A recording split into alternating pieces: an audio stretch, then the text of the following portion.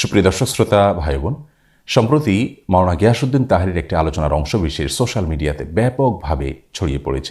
আল্লাহ দনরা সুলকে দিয়া গেলেন আল্লাহ গায়ের হইয়া, আল্লাহর দনরা সুলকে দিয়া গেলেন আল্লাহ গায়েব হইয়া, রাসূলের ধন খাজা পাইয়া,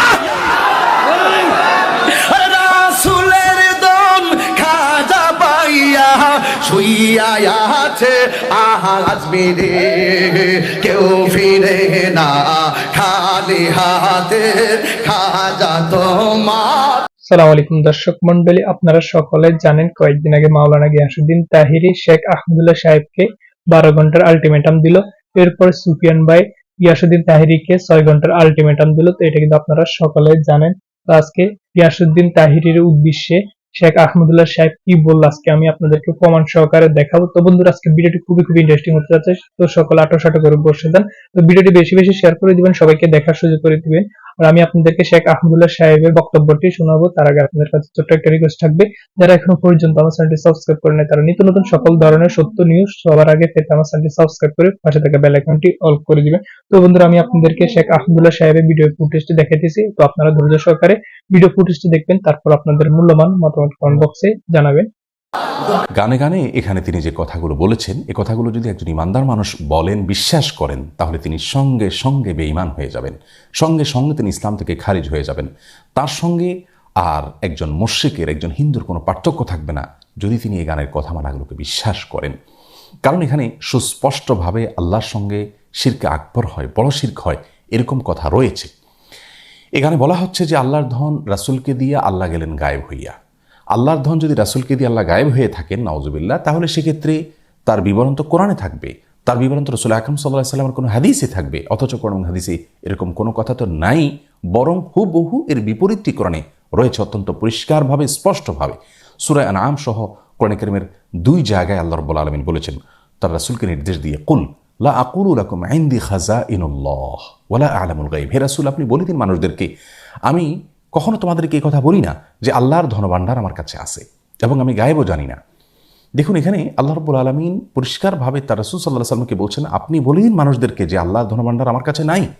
সুবহানাল্লাহ, কেমন যেন এই গানের খণ্ডনে আল্লাহ তাআলা আয়াত নাজিল করেছেন। গানের কথামালা সরাসরি এই কোরআনে কারীমের বিপরীত। তাছাড়া আল্লাহর ধন রাসূলের কাছে দিয়ে আল্লাহ গায়েব হয়ে গেছেন, আবার রাসূল সাল্লাল্লাহু আলাইহি ওয়াসাল্লাম একটা খাজা পায়া খাজা আজমিরে শুয়ে আছেন। এই যে শেষের অংশটা, সেটা আরও জঘন্য। কারণ আল্লাহ রাব্বুল আলামিনের ধনভাণ্ডার যেখানে রাসূল আকরাম সাল্লাল্লাহু আলাইহি ওয়াসাল্লামের কাছেই নাই, সেখানে খাজার কাছে কোত্থেকে আসবে? আবার খাজার দরবারেতে কেউ ফিরে না খালি হাতে। এই যে কথা বলা হচ্ছে, খাজার দরবার থেকে কেউ খালি হাতে ফিরবে না। খাজা কি কাউকে দেওয়ার কোনো ক্ষমতা আছে? পৃথিবীর কোনো কবর, সেটা যত বড় নেককার মানুষের হোক না কেন, যত বড় ভালো মানুষের হোক না কেন, তার কবর থেকে, তার কবর জিয়ারত করে সেখান থেকে মানুষের কোনো কিছু পাওয়ার কোনো সুযোগ আছে? কোরআন হাদিস বলে, ইসলাম বলে, সেখান থেকে মানুষের পাওয়ার কিচ্ছু নেই। রাসূল আকরাম সাল্লাল্লাহু আলাইহি ওয়াসাল্লাম তার এক সাহাবীকে বলেছেন, ওয়াইজা সাআলতা ফাসআলিল্লাহ ওয়াইজা ইসতাআনতা ফাসতাইন বিল্লাহ। কিছু চাইতে হলে আল্লাহর কাছে চাইবে, কোনো সাহায্য চাইতে হলে আল্লাহর কাছে চাইবে। কোনো কবর, কোনো মাজার, এখানে গিয়ে কোনো কিছু চাওয়া যাবে না। প্রতিদিন আমরা সালাতের প্রত্যেক রাকাতে সূরা ফাতিহা তেলাওয়াত করে থাকি, সেখানে আল্লাহ রাব্বুল আলামিন আমাদের শিক্ষা দিয়েছেন বলার জন্য, ইয়াকা না'বুদু ওয়া ইয়াকা নাস্তাইন। হে আল্লাহ, আমরা আপনারই শুধু ইবাদত করি এবং আপনার কাছেই শুধু সাহায্য চাই। তার মানে সাহায্য আল্লাহ ছাড়া কারোর কাছে চাওয়া যাবে না। সেখানে খাজার দরবার থেকে কেউ খালি হাতে ফিরে না, সেখানে যে চাওয়ার জন্য আমাদেরকে নির্দেশনা দেওয়া হচ্ছে।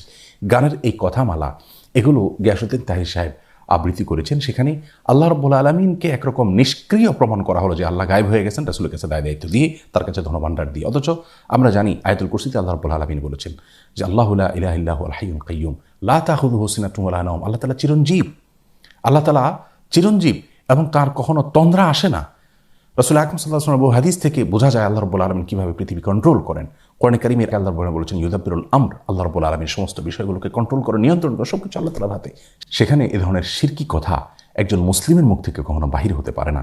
একজন আলেম তো অনেক পরের কথা, একজন ওয়াইজ বা বক্তা তো অনেক পরের কথা। আরেকজন বক্তা তার পীরের কারামতি বলতে গিয়ে তিনি আল্লাহ রাব্বুল আলামিনের যে পাওয়ার, আল্লাহ রাব্বুল আলামিনের যে শক্তি, সেটা তার পীরের জন্য সাব্যস্ত করেছে। আমি হযরত কিবলা আলমের সামনে তো গোটা কায়নাত আমার হাতের সামনে, এজন্য আমি কোন বলে এটা ফায়াকুন হয়। আল-ইয়াযু বিল্লাহ। একজন মানুষের ঈমান হারা হওয়ার জন্য, কাফির হওয়ার জন্য এই কথা যথেষ্ট। একথা যথেষ্ট একজন মানুষ বেঈমান হয়ে যাওয়ার জন্য। আল্লাহ রাব্বুল আলামিনের ক্ষমতা হলো তিনি কোন বললে হয়ে যায়, এটা আল্লাহ রাব্বুল আলামিনের পাওয়ার। কোরআন কারীমের 8 জায়গায় আল্লাহ রাব্বুল আলামিন এই কথা বলেছেন বিভিন্নভাবে। সূরা ইয়াসিন আল্লাহ রাব্বুল আলামিন বলেছেন, ইন্নামা আমরুহু ইযা আরাদা শাইআন আন ইয়াকুলা লাহু কুন ফায়াকুন। আল্লাহ রাব্বুল আলামিন কোনো কিছু চাইলে কোন বলেন, এরপর জিনিসটা অটোমেটিক হয়ে যায়। সূরা বাকারা 117 নম্বর আয়াতে আল্লাহ বলেছেন, বাদিউস সামাওয়াতি ওয়াল আরদ ওয়া ইযা কাযা আমরান ফাইন্নামা ইয়াকুলু লাহু কুন ফায়াকুন। আল্লাহ রাব্বুল আলামিন আসমান এবং জমিনের নবমণ্ডল এবং ভূমণ্ডলের সৃষ্টিকর্তা। তিনি কোনো কিছুর ফায়সালা করলে, কোনো কিছু সৃষ্টি করতে চাইলে তিনি কোন বলেন, এরপরে সেটা হয়ে যায়। এরকম 8 জায়গায় আল্লাহ রাব্বুল আলামিন বলেছেন একই কথা। এটা আল্লাহ রাব্বুল আলামিনের শানে শুধুমাত্র খাটে। আল্লাহর কোনো নেককার বান্দা, আল্লাহর কোনো প্রিয় মানুষ বা পৃথিবীর কারোর যদি এরকম কোনো পাওয়ার তার জন্য সাব্যস্ত করা হয় যে তিনিও কোন বললে হয়ে যায়, তাহলে থাকতো আল্লাহর সমকক্ষ সাব্যস্ত করা হলো। অথচ আমরা কোরআন কারীমের আয়াত স্পষ্টভাবে জানি যে লাইসা কামিথলিহি শাই, আল্লাহর অনুরূপ, আল্লাহর সমকক্ষ আর কেউ নেই। আমরা সূরা ইখলাস, সূরা কুল হুয়াল্লাহর মধ্যে পড়ে থাকি, ওয়ালাম ইয়াকুল লাহু কুফুয়ান আহাদ, আল্লাহর সমকক্ষ আর কেউ হতে পারে না। সুতরাং কোনো পীর বা বুজুর্গের হাতে কোনো পাওয়ার রয়েছে, তিনি কোন বললে সবকিছু হয়ে যায়, এরকমটা যদি কেউ বিশ্বাস করেন, তাহলে সঙ্গে সঙ্গে তিনি বেঈমান হয়ে যাবেন, ঈমান হারা হবেন, মুশরিকে পরিণত হবেন, শিরকে আকবরে লিপ্ত হয়ে যাবেন। আর শিরকে আকবরে লিপ্ত হওয়ার পর কেউ যদি তওবা ছাড়া মৃত্যুবরণ করেন, আল্লাহ রাব্বুল আলামিন তার সেই গুনাহ কখনো মাফ করবেন না। এবং শিরকে আকবরে লিপ্ত হওয়ার কারণে তার পেছনের সমস্ত নেক আমল বরবাদ হয়ে যায়। আল্লাহ রাব্বুল আলামিন কোরআনে কারীমে তার রাসূল সাল্লাল্লাহু আলাইহি সাল্লামকে বলেছেন, লাইন আশরাকতা লা ইয়াহবাতান্না আমালুক, যদি আপনি শিরকে লিপ্ত হন আপনার সমস্ত আমল বরবাদ হয়ে যাবে।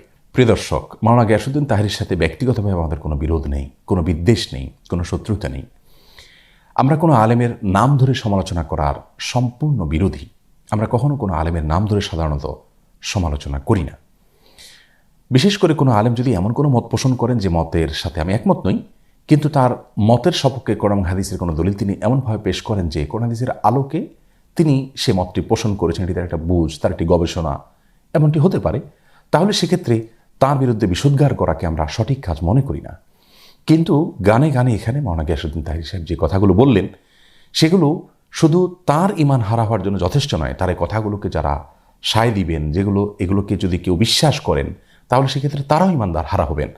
এই যে শত শত হাজার হাজার লক্ষ লক্ষ মানুষ তার দ্বারা বিভ্রান্ত হওয়ার সম্ভাবনা রয়েছে এবং এটা ঈমানের প্রশ্ন, এই জায়গায় আমরা আর চুপ থাকতে পারছি না, এখানে আমাদেরকে কথা বলতেই হচ্ছে।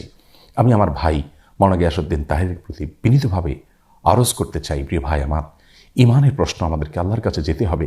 আমরা অন্য যাই করি না করি, অন্তত ঈমান হারা হওয়ার মতো কথা, শিরকে আকবর হওয়ার মতো কথা থেকে আমাদের বেঁচে থাকা উচিত।